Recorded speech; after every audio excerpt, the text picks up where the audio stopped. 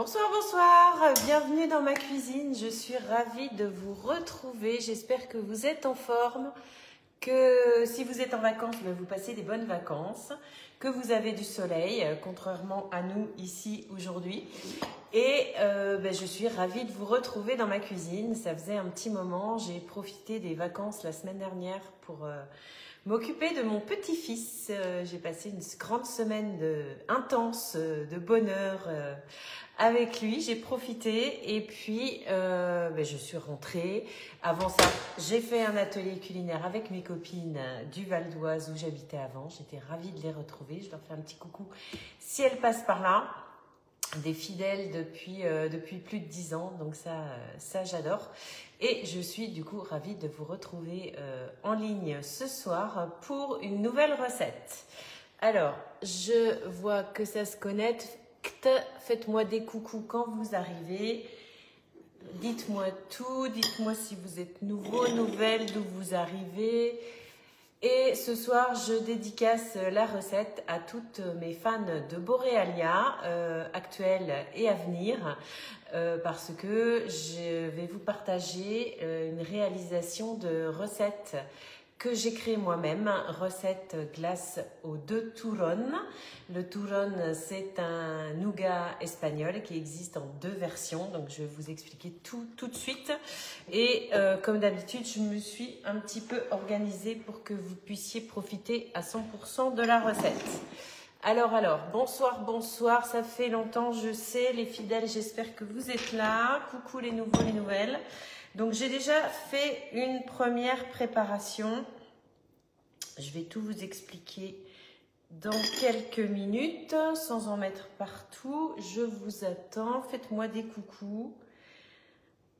Bienvenue, bienvenue en direct de ma cuisine. Alors, hop, ça c'est parti, je m'essuie les mains.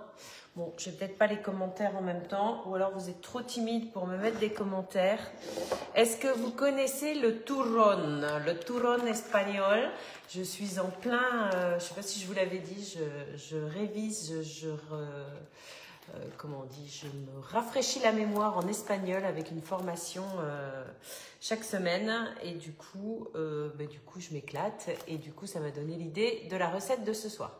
Donc on a 2 sortes de turrón, ça vous en trouvez normalement au supermarché ou en magasin spécialisé ou en Espagne si vous habitez pas trop loin. Donc ça c'est le turrón, il a différents noms, ça c'est le turrón de Alicante, c'est le turrón qui est un petit peu moelleux, un peu comme de la pâte d'amande. Et ça, c'est le turrón duro qui va nous servir comment on va dire, de garniture sur notre glace au moment de la dégustation parce que c'est vraiment très dur et c'est pas ça que je vais mettre dans ma glace. Donc la recette qui est là, donc là je vais la faire tourner la première partie. Hop, donc je vais allumer ma machine à glace. Je prends ma petite cuve avec, pour les habitués, avec la tripale que je mets dedans. Donc la tripale, c'est celle qui va nous servir à foisonner la glace, à la faire prendre au froid avec la turbine et en même temps à faire augmenter le volume et à lui donner une texture super extra. Je vérifie ma graduation, pardon. Parce qu'il ne faut pas trop remplir parce que justement, ça augmente de volume en foisonnant. Donc tout simplement, je verse ma préparation dedans. Il ne faut pas en mettre trop. Je ferai ça en 2 fois. Voilà. Ça sent super bon. Et je vais tout simplement mettre ma cuve dans ma machine. Je ferme le petit couvercle, voilà, et je pars en programme glace pour 40 minutes. Vous voyez, c'est super simple, c'est super facile, il suffit de faire sa préparation avant. Donc pour la préparation glace ou sorbet, vous avez plusieurs façons de faire. Pour la glace, vous pouvez, je vous montre quand même ma préparation, puisqu'il en reste en attendant. Ça peut faire une jolie crème aussi à manger. Vous allez pouvoir faire des glaces à consommer tout de suite, c'est-à-dire les glaces minutes, ce qu'on appelle les glaces minutes, avec vraiment une préparation qu'on prépare en quelques minutes et qu'on met à turbiner aussitôt. Vous allez pouvoir utiliser, je ne les ai pas sortis forcément, sinon c'est pas rigolo, les mix qui sont proposés sur la boutique Guy Demar, donc sur ma boutique en ligne, soit les mix glace, soit les mix sorbet en fonction de la préparation que vous souhaitez réaliser. Et moi ce soir, je vous propose une recette 100% créative. Donc là, j'ai commencé, hein, j'ai pas fini, ma compotée de fraises qui va me servir de coulis quand je vais bien le mixer bien lisse pour servir avec ma glace. Donc ça va être super bon. Avant de vous montrer la préparation, j'en profite avant d'oublier, vous avez une super offre spéciale fête des mères, mais c'est pas, on ne demande pas un livret de famille quand vous commandez l'offre. Donc vous pouvez l'offrir à votre maman. Si vous êtes maman et que vous la voulez, vous pouvez la commander à vos enfants. Et puis ben voilà, pour tous les autres, si vous avez envie. Donc on a une offre avec le moule rond qui ne sert pas qu'à faire des entremets, mais aussi des gâteaux, des biscuits, des coques en chocolat sur un cookie, etc. etc. J'ai préparé ma petite publication, mais je n'ai pas eu le temps de la faire, donc je vous la partagerai après. Ça ira très bien avec le live. Un des deux tapis décor au choix, donc soit le moule cœur, soit le tapis pétale, soit le tapis cœur, au choix. Vous préférez lequel? Dites-moi. Allez, allez. Moi, j'ai déjà fait mon choix. Pour le printemps, l'été, on est bien avec le moule, le tapis pétale. Et avec le tapis cœur, on est bien pour toute l'année. Donc, voilà. Moi, ça sera des petits cœurs. Parce que des photos, des préparations avec le tapis pétale, j'en ai déjà plein. Donc, je vais me servir du tapis pétale dans lequel je vais mouler ma glace quand elle aura terminé son turbinage. Donc, l'offre, j'y reviens, ça y est, je vous ai déjà abandonné avec ma précipitation. L'offre, c'est au choix, donc le moule rond, avec au choix un des deux tapis. Et du coup, vous avez... Elle est pleine de sucre. Vous avez la petite spatule coudée offerte. Vous verrez, je vous ferai une petite vidéo pour le remplissage de la glace. La petite spatule coudée, elle est idéale pour remplir les cavités des tapis décor et pas que. Voilà. Donc, ça c'est la plaque aiguë. Pour la glace, j'ai préparé. Donc j'ai un mélange. En fait, c'est une base comme une crème anglaise.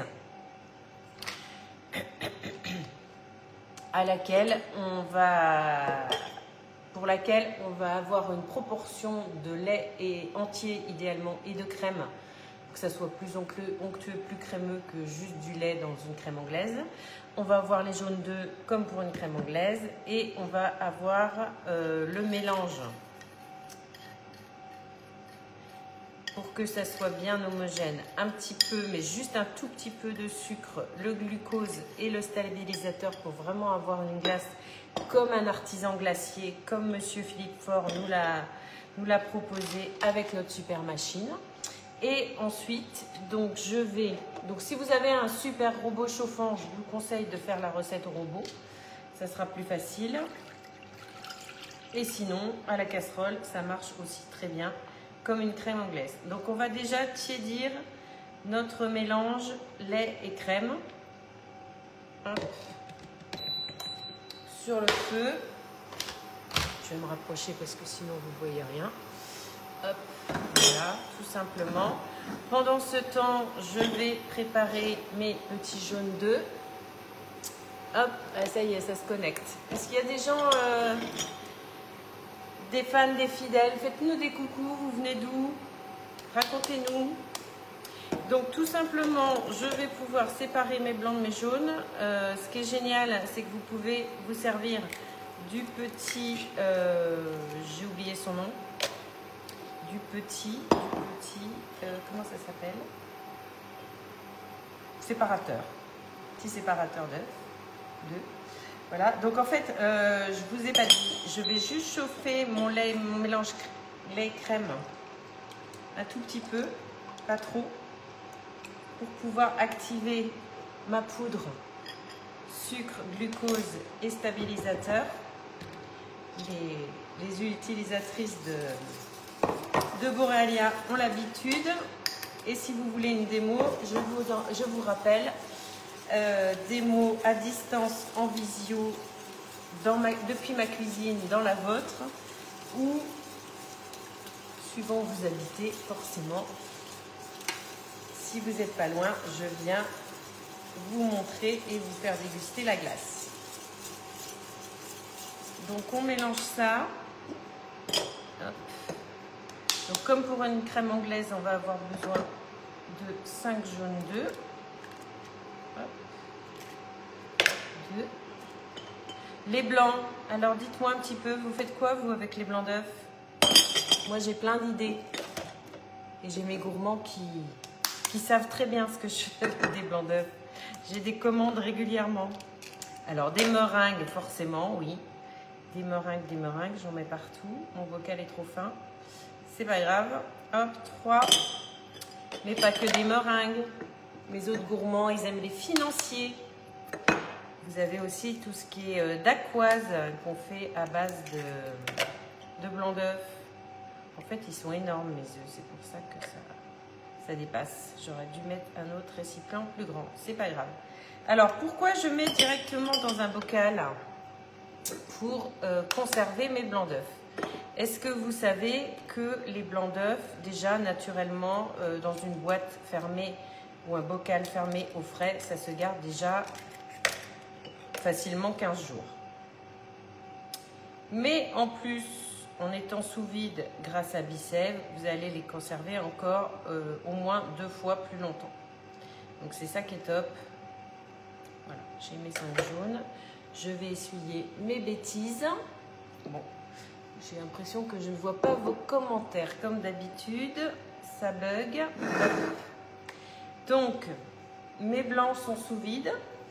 Idéalement, si j'ai anticipé, j'ai pesé mon bocal, j'ai fait ma tare et je sais combien de grammes j'ai dans mon bocal. Pourquoi? Tout simplement parce que si jamais je fais des macarons ou suivant la recette que je fais, je vais avoir besoin de savoir combien de grammes j'ai dans mon bocal. Ensuite, je ferme avec le petit couvercle Bicève et je vais tout de suite mettre sous vide. Je ne sais pas si vous voyez. Je mets sous vide directement et là, je vais pouvoir conserver mes blancs d'œufs au moins 2 fois plus longtemps. Voilà. Ma petite astuce supplémentaire, c'est si jamais, alors je mets un petit scotch sur le bocal, je marque avec un feutre indélébile sur le scotch, pas sur le bocal parce qu'après c'est compliqué à enlever.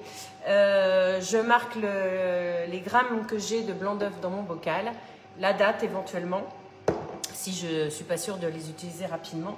Et si jamais au bout d'un mois je ne les ai pas utilisés, eh bien je les congèle. Comme ça, j'en ai toujours au congèle pour faire mes gourmandises quand j'en ai besoin.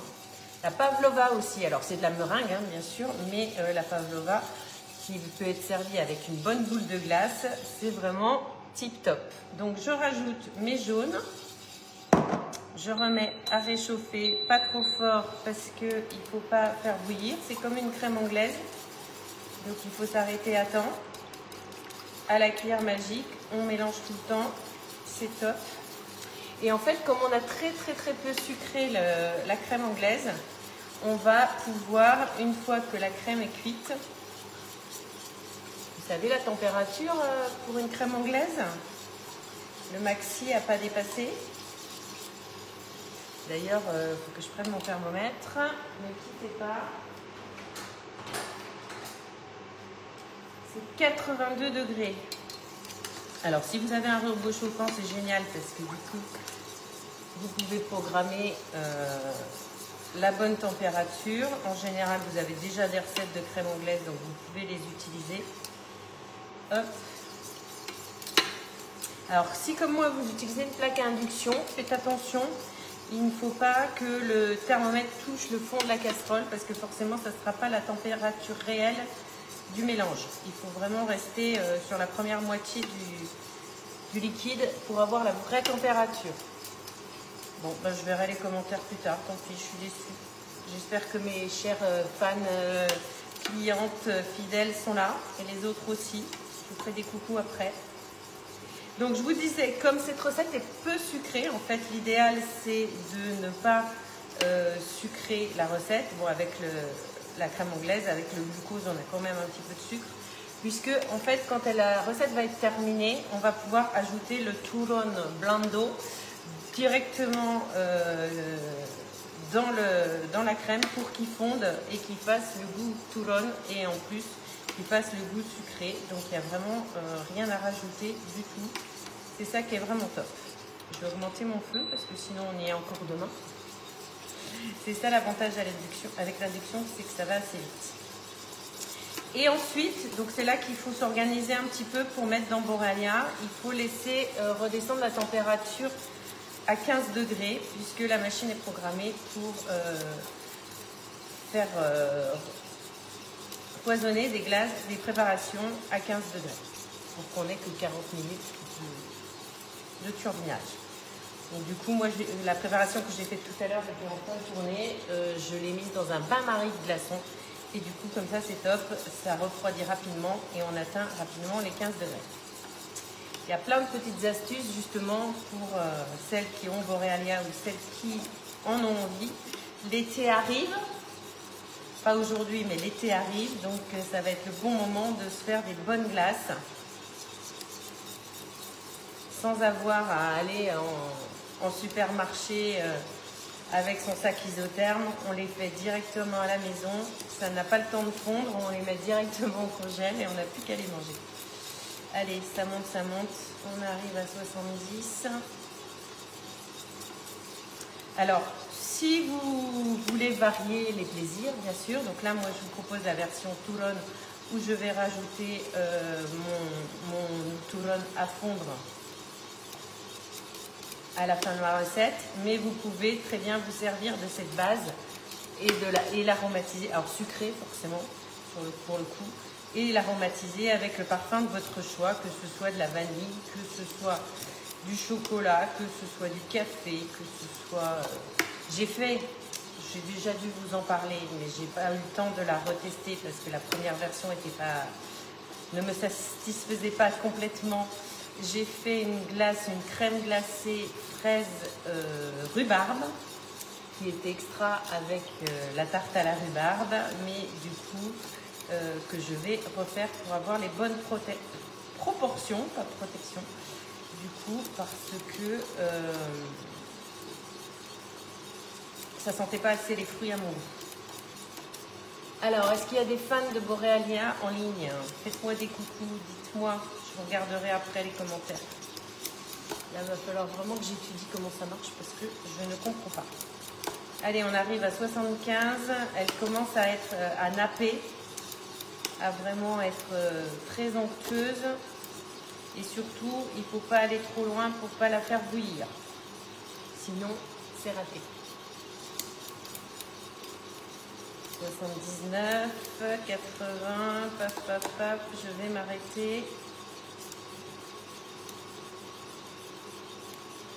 Allez, 82, on est bien, on s'arrête tout de suite. Hop, oui, hop. Regardez comme elle est jolie. Regardez comme elle est belle. Une belle crème anglaise qui nappe le bord de la casserole, donc ça c'est top. J'ai pas sorti, je suis à vous tout de suite de ce plat. Hop. Pour pas brûler. Et ensuite, donc, je vais vous montrer le turron, comment c'est fait. Je n'ai pas déballé avant, c'est pas grave, vous allez voir. Pendant ce temps, la première dose de glace tourne. Alors, pourquoi je fais autant de glace? Est-ce que vous savez pourquoi? Je ne verrai pas vos réponses.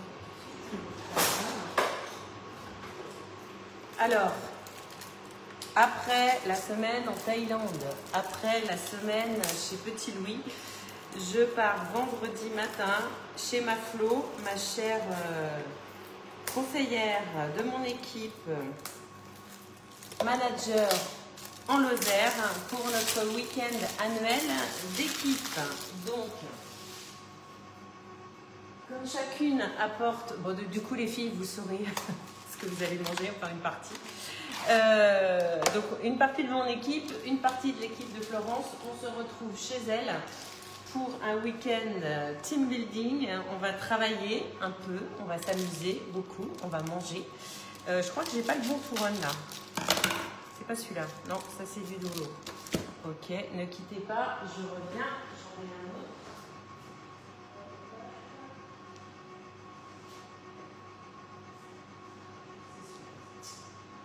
Voilà. Pour ceux qui suivent et qui connaissent, vous aurez vu que je m'étais trompée. C'est le Touron des Girona. Girona. Alors, celui-ci, normalement, il est... Hop là! Il est emballé précieusement parce que, comme je vous ai dit, c'est un petit peu comme une pâte d'amande. C'est ça, c'est le bon. Sorry. Il est emballé bien fermé parce que c'est en fait c'est très gras. Comme c'est de l'amande hachée, il y a tout le gras de l'amande qui ressort. Hop. Et normalement, si tout va bien, si c'est comme d'habitude, c'est ça. Vous avez un deuxième emballage. Je vais prendre mes ciseaux, je vais me laver les mains. Hop. Alors sincèrement, moi personnellement, à manger comme ça, je suis pas fan parce que vraiment c'est très pâteux, c'est très un peu comme de la pâte d'amande.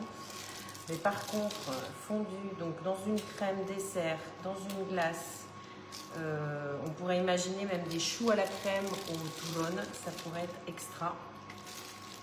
Donc en fait, il suffit de le concasser comme ça en petits morceaux et de s'essuyer les mains. Hop. Et de mélanger pour que ça fonde. Si vous faites votre crème anglaise, votre préparation de glace au robot, je vous conseille, une fois que la recette est terminée, de rajouter vos morceaux de Toulon et de mixer très fort votre crème. En général, les crèmes anglaises au robot, c'est comme ça. Et du coup, ça permet de bien mélanger et de bien fondre. Et je pense que je vais finir comme ça. Ça ira plus vite. Et faites-le surtout quand votre crème est bien chaude pour que ça fonde bien. Là, je vais laisser fondre un petit peu. Et puis voilà.